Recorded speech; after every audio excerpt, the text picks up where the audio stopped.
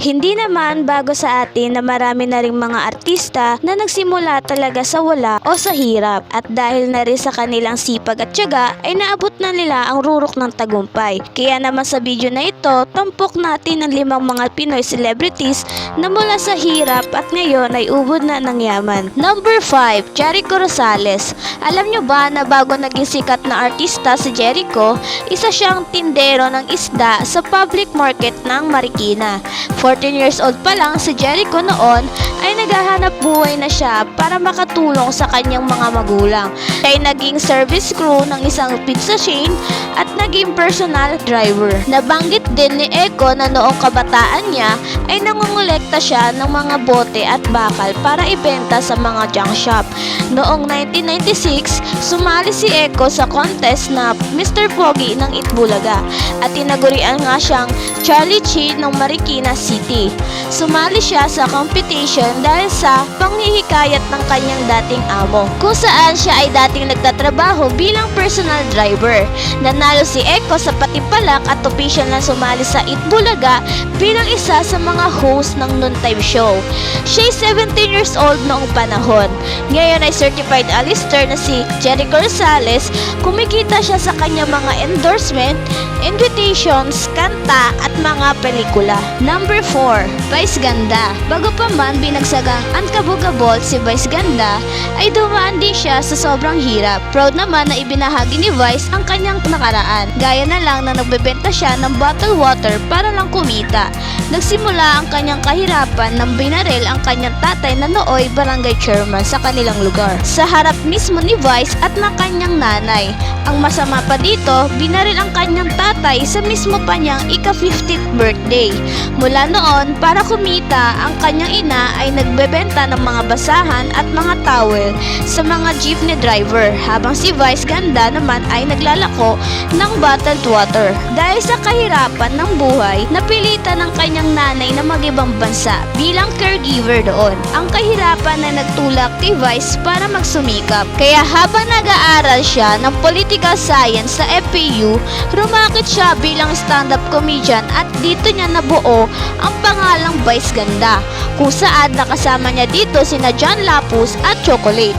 Ngayon ay sobrang yaman ng ni Vice. Maliban sa mga endorsement at mga patok na pelikula, isa sa business venture niya ay ang kanyang Vice Cosmetic. Number 3, Coco Martin, ang dating janitor na ngayon ay binagsagang primetime king at the king of Philippines independent films. Alam mo ba na isang hotel and restaurant management o HRM graduate si Coco Martin? Upang masuportahan niya ang kanyang pamilya at matustusan ng kanyang mga pangangailangan, nagtatrabaho si Coco sa ibang bansa bilang isang OFW at nagtatrabaho siya sa Canada bilang dishwasher at janitor. Siya si Rodel Luis Naciancino sa tunay na buhay. Siya lang naman ang isa sa pinakasikat at mayaman na aktor sa Kapamilyang Network.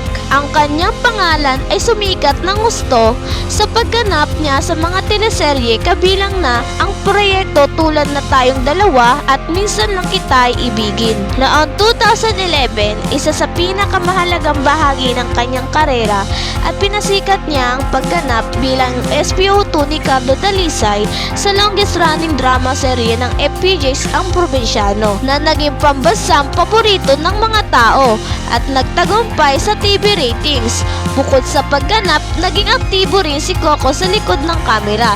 Tinawag niya ang sariling film production company na tinatawag na Coco Martin Film Production, kung saan naging bahagi siya ng production at paglikha ng iba't ibang proyekto. Number 2, Willie Revillame. Bago pa man naging Kuya Will si Willie Revillame sa Wawawin at bago pa man siya magkaroon ng sariling yate, private plane, buildings, real estate properties at magagarang kotse, ay dumaan muna si Willie sa grabe na hirap. Isa sa humble beginnings ni Willie Revillame na siya ay nagtatrabaho bilang barker ng jeep.